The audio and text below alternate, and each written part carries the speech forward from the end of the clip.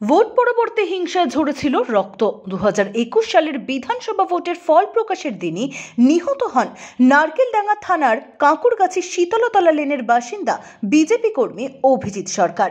এই মৃত্যুকে খুন বলে অভিযোগ তোলেন দাদা বিশ্বজিৎ সরকার ও পরিবার। এই মামলায় প্রায় 12 জন গ্রেফতারও হন। মামলা করায় আদালত অবধি উঠে এসেছিল তৃণমূলের তাঁবড় নেতাদের নাম। সেদিন একই সঙ্গে 6টি পথ কুকুরকে রাস্তায় পিটিয়ে খুন করা হয়েছিল। নৃশংসতা এতটাই ছিল যে চোখ না ফোটা 5টি সদ্যজাত কুকুর ছানাদেরও পিটিয়ে খুন করতে হাত কাঁপেনি দুষ্কৃতীদের। ওরাও ভোট পরবর্তী হিংসার শিকার। ওদের অপরাধ ছিল ওরা বিজেপি কর্মী অভিজিৎ সরকারের পোষা কুকুর। অভিযোগ সেই কারণেই তাদেরকে খুন করেছিল তৃণমূলের দুষ্কৃতীরা। যদিও তৃণমূল দাবি করেছিল এই ধরনের বর্বরতা তৃণমূলের হতেই পারে না, এটা দুষ্কৃতীদের কাজ, দলের সঙ্গে এর কোনো যোগ নেই। নিজেদের বাড়ির কাছেই কাঁকুরগাছিতে অভিজিতের দাদা বিশ্বজিৎ সরকার অভিজিতের শহীদ বেদি তৈরি করেছে। তার পাশেই রয়েছে পশুদের স্মৃতিতে তৈরি শহীদ বেদিও। বিজেপি নেতা তথা সমাজসেবী বিশ্বজিৎ সরকার তিনি নিজেও কুকুর ভালোবাসেন। নিজে কুকুরদের জন্য একটি স্বেচ্ছাসেবী সংস্থাও চালান। আজ 2রা মের দিনেই ভোট পরবর্তী হিংসার শিকার হয়েছিলেন অভিজিৎ। অভিজিৎ সরকারের বেদিতে ফুল মালা জ্ঞাপন করে অভিজিতের মৃত্যুবার্ষিকীর দিনে ভাইকে স্মরণ করলেন দাদা বিশ্বজিৎ সরকার, তার পরিবার পরিজন ও বিশিষ্টজনেরা। উপস্থিত ছিলেন তাপস রায়, অম্বিকানন্দ মহারাজ, উত্তর কলকাতার বিজেপি প্রেসিডেন্ট তমগ্ন ঘোষ ও অন্যান্য বিশিষ্টজনেরা। খুব দুর্ভাগ্যজনক 21 পরবর্তী বিধানসভা নির্বাচনের পরবর্তী সারা বাংলা জুড়ে যে ভোট পরবর্তী হিংসা হয়েছিল,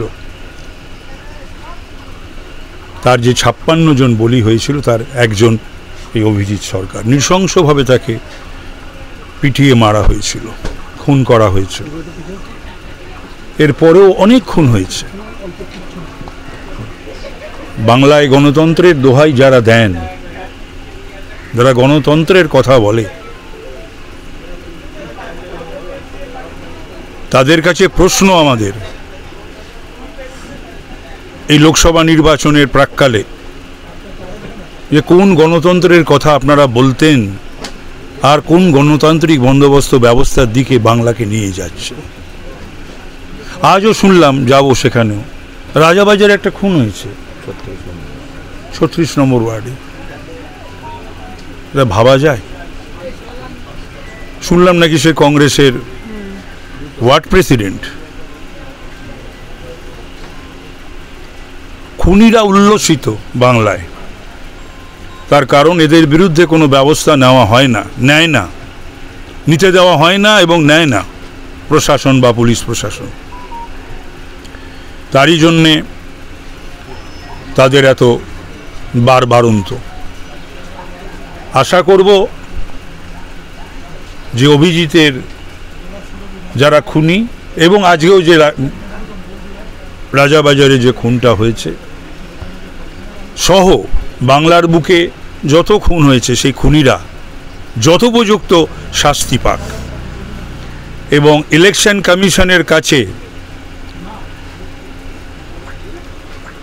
কেন্দ্রীয় যে বাহিনী, এই যে ডিপ্লয়মেন্ট, এত কোম্পানি, 100 কোম্পানি, 920 কোম্পানি, এবং কেন্দ্রীয় সরকারের যখন রাজ্য সরকার ল অ্যান্ড অর্ডার সিচুয়েশন দেখছে না বা দেখতে পারছে না, তখন নিশ্চয়ই I would urge upon the central government too, যে তারা যেন বাংলার মানুষকে নিরাপত্তা দেয় এবং বাংলায় যাতে আর গণতন্ত্রের মৃত্যু না ঘটে এবং মানুষ যাতে তাদের গণতান্ত্রিক যে মূল্যবোধ, সেই মূল্যবোধ অনুযায়ী তারা যেন তাদের যে অধিকার, অর্থাৎ ভোট দেওয়ার যে অধিকার, সেটা যেন তারা পালন করতে পারে এবং ভোট পরবর্তী যেন কোনো হিংসা আর যেন এই 24-এর নির্বাচনের পর বাংলায় না ঘটে।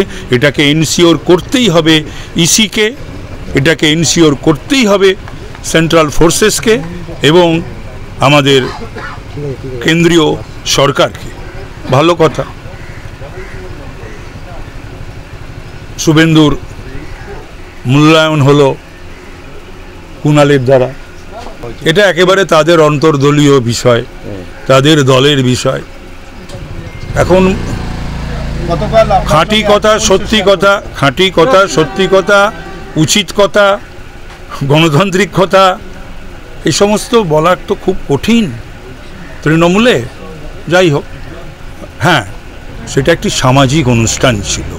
তাহলে তো পরে এরপর থেকে কি এই বার্তা দিচ্ছে তৃণমূলীরা বা তৃণমূল কংগ্রেস যে আমরা এরপরে কোনো বিয়ে বাড়ি, শ্রাদ্ধ বাড়ি, অন্নপ্রাশন বাড়ি, পৈতে বাড়ি, পুজো বাড়ি বা এই ধরনের বিভিন্ন ক্লাবের যে সামাজিক অনুষ্ঠান থাকে, রক্তদান, চক্ষু পরীক্ষা, সেইগুলোতে তাহলে আমাদেরকে জেনে বুঝে শুনে লিস্ট নিতে হবে আর কে ইনভাইটেড না। কিছু কিছু ক্ষেত্রে তো বলছিল বটে, কিছু কিছু ক্ষেত্রে অনেক দিন ধরে বলছিল বটেই, সেটা তো ঘটনা। কালকেও তো বলেছে, সেগুলো তো সত্য কথা, খাঁটি কথা তো বটেই। না না, দেখুন, ডক্টর সুকান্ত মজুমদার আমাদের সভাপতি, নিঃসন্দেহে একটা উচ্চ শিক্ষিত মানুষ, ভালো মানুষ, এটা কারুরই কোনো এটা বলতে তো দ্বিধাদ্বন্দ্ব থাকা উচিত না। দিলীপ ঘোষ যে একজন সুসংগঠক, এটা তো সকলেই মানে এবং মেনে নিয়েছে, সমস্ত দলও মানে এবং মেনে নিয়েছে। তো সুতরাং ভালোকে ভালো বলা, মন্দকে মন্দ বলা, এটা যে রাজনৈতিক দলেরই কেউ হোক না কেন। পশ্চিমবঙ্গের ইতিহাসে 2021-এর বিধানসভা নির্বাচন সবচেয়ে জঘন্যতম একটা বিধানসভা নির্বাচন। কারণ একটা নির্বাচনের ফলস্বরূপ একটা রাজনৈতিক দল ক্ষমতায় আসবে, একটা রাজনৈতিক দল ক্ষমতায় আসতে পারবে না, বিরোধীর আসনে বসবে, এটাই স্বাভাবিক সুস্থ গণতন্ত্রের লক্ষণ। কিন্তু যখন দেখা যায় যে শাসক তার শাসকের অস্ত্রকে হাতিয়ার করে, প্রশাসনকে হাতিয়ার করে, প্রশাসনকে নিষ্ক্রিয় করে বিরোধী দলের কার্যকর্তাদেরকে, বিরোধী দলের নেতৃত্বকে, বিরোধী দলের যারা প্রতিনিধি তাদেরকে প্রতি পদক্ষেপে আঘাত করেন, আহত করেন, হত্যা করেন এবং সরাসরি প্রত্যক্ষে বা পরোক্ষে সেই হত্যার মদত দেন, তখন সেটা গণতন্ত্রের ক্ষেত্রে অত্যন্ত নিন্দাজনক এবং লজ্জাজনক। যে কোনো সুস্থ গণতান্ত্রিক পরিবেশে এটা কাম্য নয়। 2021-এর নির্বাচন কেন জঘন্য? কারণ 2021-এর বিধানসভা নির্বাচনে রাজ্যের বর্তমান শাসক দল তৃণমূল কংগ্রেস ক্ষমতায় এসেছে পুনর্বার, আগেও তারা ক্ষমতায় ছিলেন। আর 2021-এর নির্বাচনে ভারতীয় জনতা পার্টি পশ্চিমবঙ্গের প্রধান বিরোধী দলের আসন অলঙ্কৃত করেছে। এখানেই যদি বিষয়টা মিটে যেত তাহলে আজকে এত প্রশ্ন, এই পোস্ট পোল ভায়োলেন্স বা ভোট পরবর্তী হিংসার যে নগ্ন চিত্র সারা বিশ্ব দেখেছে, সারা বিশ্বের বাঙালিরা দেখেছেন, তারা নিন্দায় লজ্জায় মাথা নত করে দিয়েছেন। এবং তার প্রথম যে ঘটনা, সেই ঘটনা আজকে উত্তর কলকাতার বেলেঘাটায় ভাই অভিজিতের আত্মার শান্তি কামনায় আমরা সকলে এখানে সমবেত হয়েছি। আমার পাশে অভিজিতের দাদা রয়েছে বিশ্বজিৎ। তো আমার বক্তব্য একটাই, যে গণতন্ত্র, সুস্থ গণতন্ত্রই যেন আমাদের পশ্চিমবঙ্গের শেষ কথা হয়, ভারতবর্ষের শেষ কথা হয়। ভারতবর্ষের কথা বলবো না, কারণ ভারতবর্ষে এত নির্বাচন হয়, আপনারা দেখেছেন পশ্চিমবাংলার বাইরে এত নির্বাচনে এত প্রাণহানি হয় না, কেউ একটা থাপ্পড় মারে না, একটা কেস দেয় না বিরোধী দলকে। আজকে ভারতবর্ষে এতগুলো বিরোধী দল রয়েছে, আঞ্চলিক শক্তি রয়েছে, কিন্তু আজকে পশ্চিমবাংলায় অভিজিতের মতো ভাইকে আমাদের হারাতে হয়েছে। এবং শুধু অভিজিৎ নয়, অভিজিতের মতো এরকম কয়েকশো মানুষকে হারাতে হয়েছে। যদি আপনি 2018 থেকে দেখেন, 2021 আজকে পর্যন্ত সেটা প্রায় 200-র বেশি হয়ে গিয়েছে। আমার মনে আছে 2018-তে প্রথম পঞ্চায়েত ভোটের সময় ত্রিলোচন মাহাতো থেকে শুরু করে, তারপর 2021-এর আজকের দিনে দুপুরবেলায় ভাই অভিজিৎকে কীভাবে নৃশংসভাবে এইখানে তার কর্মভূমি, তার কাজের ক্ষেত্র, শুধুমাত্র বিজেপি করার অপরাধে, বিরোধী রাজনৈতিক দল করার অপরাধে তাকে মৃত্যুবরণ করতে হয়েছে। প্রশাসনের নিষ্ক্রিয়তা, তৃণমূলের নগ্ন রূপ, শাসক দলের শাসকের অস্ত্রকে হাতিয়ার করে। আর এই যতদিন পশ্চিমবঙ্গের ইতিহাস থাকবে, রাজনীতি থাকবে, ততদিন পর্যন্ত অভিজিৎ সরকার এবং তার মৃত্যু, কিভাবে তাকে নৃশংসভাবে হত্যা করা হয়েছে তার ইতিহাসটাও থাকবে। এবং শাসক দলের গায়ে যে আমরা বলি মুখ্যমন্ত্রীর শাড়িতে রক্তের ছিটে, সেই অভিজিতের রক্তের ছিটেও কিন্তু মুখ্যমন্ত্রীর শাড়িতে থাকবে। প্রথম কথা হচ্ছে, অভিজিতের সারমেয় প্রীতি, এটা তো নতুন কিছু নয়। অভিজিৎ এই পাড়ার যত সারমেয়, যারা কোথাও খেতে পাচ্ছে না, যারা কোথাও থাকতে পারছে না, তারা অভিজিৎ তাদের পরম বন্ধু ছিল, বিশ্বজিতেরও পরম বন্ধু। আমরা এখানে আপনারা দেখাতে পারেন, এখানে সারমেয়রা সব বসে রয়েছে। তো আমরা কখনো কখনো বলে থাকি প্রবাদের মতো যে মানুষ বিশ্বাসঘাতক হয়, সারমেয়রা বিশ্বাসঘাতক হয় না। তাদের আত্মার শান্তি কামনা করে এবং তাদেরকে যে পিটিয়ে মারা হয়েছে তারও যে স্মৃতি, সেই স্মৃতিটাকে বিশ্বজিৎ এখানে রেখেছে। এবং আগামী দিনের ইতিহাস, পশ্চিমবঙ্গের ইতিহাস নবজাগরণ হবে, গৈরিক সূর্যোদয় হবে, তখন সেই ইতিহাসগুলো যাতে আগামী পশ্চিমবঙ্গ এবং আগামী দিনের নবজাতকেরা দেখতে পান, সেটার জন্যই এটা করা।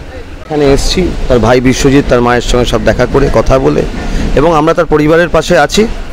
এবং যারা দোষী তাদের কঠোর থেকে কঠোরতম শাস্তির সাথে সিবিআইও হচ্ছে, কিছু মানুষ জেলেও আছে, যারা কিছু অ্যাবসকন্ডিং তাদেরও অবশ্যই জেলে যাওয়া উচিত, দরকার পড়লে তাদের ফাঁসির সাজাও দেওয়া উচিত। ব্যুরো রিপোর্ট, আমার উৎসব নিউজ।